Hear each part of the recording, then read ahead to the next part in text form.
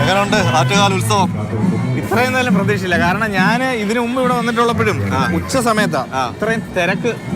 കാരണം തിരുവനന്തപുരം നഗരം ഒന്നാകെ ഇനി എത്തിയിരിക്കുന്ന പോലെ. ഈ സ്ത്രീകളുടെ ശബരിമല എന്ന് പറയുന്ന പേര് യഥാർത്ഥത്തിൽ അന്വർത്ഥമാണ്. കാരണം ശബരിമലയിൽ എങ്ങനെയാണോ ഈ പുരുഷന്മാര് അല്ലെങ്കിൽ ഭക്തരെത്തുന്നത്, അതുപോലെയാണ് ഇവിടുത്തെയും കാഴ്ച. ഇപ്പൊ നമ്മള് നാട്ടിലേക്ക് ഓരോ അമ്പലങ്ങളുടെ ഉത്സവം കണ്ടിട്ടുണ്ട്.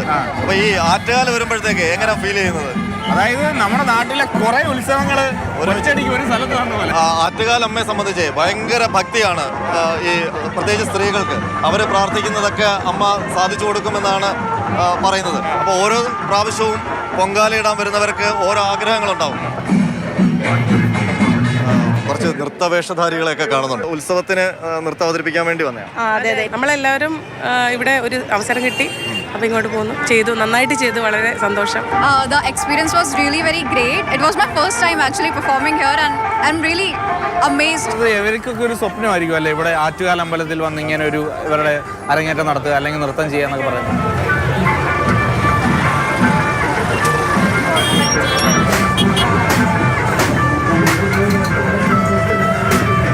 ഇത് മുഴുവൻ ഇപ്പം പോലീസിന്റെ സർവൈലൻസ് ക്യാമറയ്ക്കുള്ളിലാണ് ആറ്റുകാൽ അമ്പലം മുഴുവൻ, അതുപോലെ തന്നെ സിറ്റി. അപ്പോൾ ഇതിനുവേണ്ടി ഇവിടെ പ്രത്യേക കൺട്രോൾ റൂം ഒക്കെ ഒരുക്കിയിട്ടുണ്ട് പോലീസ്. നമുക്ക് അതൊന്ന് കണ്ടു നോക്കാം. ഇതാണ് പോലീസിന്റെ കൺട്രോൾ റൂം. ഇപ്പം വലിയ സ്ക്രീനിൽ ഈ അമ്പലത്തിൽ നിന്നുള്ള എല്ലാ ക്യാമറകളുടെയും ദൃശ്യങ്ങൾ ഇവിടെ ഇങ്ങനെ കാണിച്ചു വെച്ചിട്ടുണ്ട്. തിരുവനന്തപുരം DCP നിതിൻ രാജാണ്. അദ്ദേഹമാണ് നേരിട്ട് ഇവിടെ വന്നിരുന്ന് ഈ കാര്യങ്ങളൊക്കെ നിയന്ത്രിക്കുകയാണ്. അമ്പലത്തിലെ ഓരോ മൂവ്മെന്റ്സും കാണാം പോലീസിന്റെ ക്യാമറയിൽ. പൊങ്കാലയുമായി ബന്ധപ്പെട്ട് എന്തൊക്കെ ഒരുക്കങ്ങളാണ് ഇവിടെ പോലീസിന്റെ ഭാഗത്തു നിന്ന് സജ്ജീകരിച്ചിരിക്കുന്നത്? ഈ പൊങ്കാലയുമായി ബന്ധപ്പെട്ടിട്ട് 2 ഘട്ടങ്ങളിലായിട്ടുള്ള പോലീസ് ക്രമീകരണങ്ങളാണ്.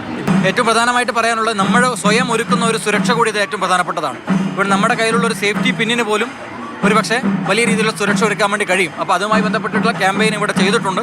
ഈ സേഫ്റ്റി പിൻ മാലയുമായിട്ട് കുരുക്കി നിർത്തുന്നത് ഒരുപക്ഷെ പൊട്ടിച്ചെടുത്തുകൊണ്ട് പോകുന്ന സാഹചര്യത്തിൽ അതിനെ പ്രിവെന്റ് ചെയ്യുന്നതിന് ആവശ്യമായിട്ടുള്ള ഒരു മുൻകരുതൽ തന്നെ നമുക്ക് ചെയ്യാൻ വേണ്ടി. സ്ത്രീകളാണല്ലോ പൊങ്കാലയ്ക്ക് ഏറ്റവും കൂടുതൽ വരുന്നത്. അപ്പോൾ അവരുടെ സുരക്ഷയ്ക്ക് പ്രത്യേകമായ ക്രമീകരണങ്ങൾ. സ്ത്രീ ഭക്തജനങ്ങളായതുകൊണ്ട് തന്നെ നമ്മുടെ ഡിപ്ലോയ്മെന്റിലും വനിതാ പോലീസ് ഉദ്യോഗസ്ഥരും കൂടുതലായിട്ട് നമ്മൾ ഡിപ്ലോയ് ചെയ്തിട്ടുണ്ട്. സ്ത്രീകൾ കൂടുതലായിട്ട് നിൽക്കുന്നിടത്ത് കൂടുതലും ഉള്ള വനിതാ പോലീസ് ഉദ്യോഗസ്ഥരെ നമ്മൾ കൂടുതലായിട്ട് ആറ്റുകാൽ പൊങ്കാല മഹോത്സവവുമായി ബന്ധപ്പെട്ടിട്ട് ഡിപ്ലോയ് ചെയ്യുന്നുണ്ട്. എന്തായാലും പോലീസിന്റെ ഒരു വലിയ സുരക്ഷാ സംവിധാനം ഇവിടെ ഉണ്ടല്ലേ?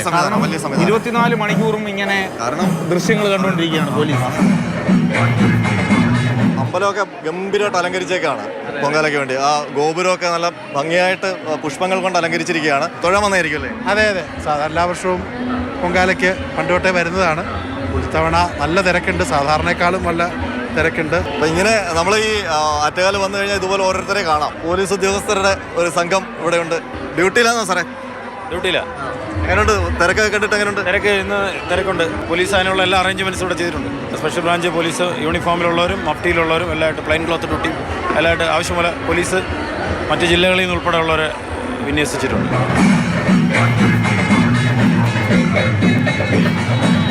ബലൂണും PP ഒന്നും ഇല്ലാതെ ഒരു ആഘോഷമില്ല, ഉത്സവമില്ല. ഇതിലുണ്ട് മുഖംമൂടിയുണ്ട്, മുഖംമൂടി. ഇത് ശരിക്കും നമ്മുടെ മണി ഹെയ്റ്റ്സിന്റെ സീരീസിന്റെ മുഖംമൂടിയാണ്. മണി ഹെയ്റ്റ്സിലെ പ്രൊഫസറെ കണ്ടാ പൊക്കിക്കൊണ്ടു പോകും. അതെ അതെ അതെ. കള്ളന്മാരുടെ മുഖംമൂടിയൊക്കെ ആണെങ്കിൽ ഇവിടെ കള്ളന്മാർക്ക് പ്രവേശനമില്ല, അപ്പൊ തന്നെ പിടി വീഴും.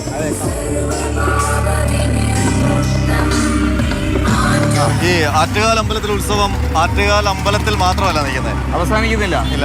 കണ്ടില്ലേ, മൊത്തം കളർ, ലൈറ്റും കളറും. അപ്പൊ പൊങ്കാലയുടെ ഒരു ആ മാസം ആകുമ്പോഴത്തേക്ക് റോഡ് സൈഡ് മുഴുവൻ തിരുവനന്തപുരം വശങ്ങളിലൊക്കെ ഈ കലം വിൽപ്പന, ചൂട്ട് വിൽപ്പന, മറ്റേ കട്ട.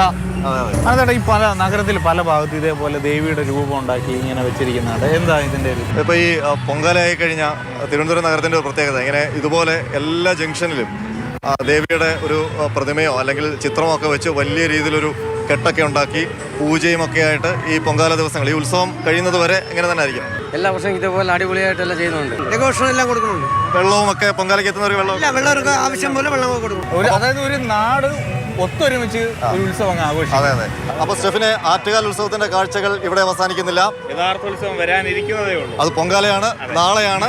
അപ്പോൾ പൊങ്കാലയ്ക്ക് എത്താൻ പറ്റാത്ത ഒരുപാട് ഭക്തർ ലോകത്തിന്റെ എമ്പാടും പല ഭാഗങ്ങളിലും ഉണ്ട്.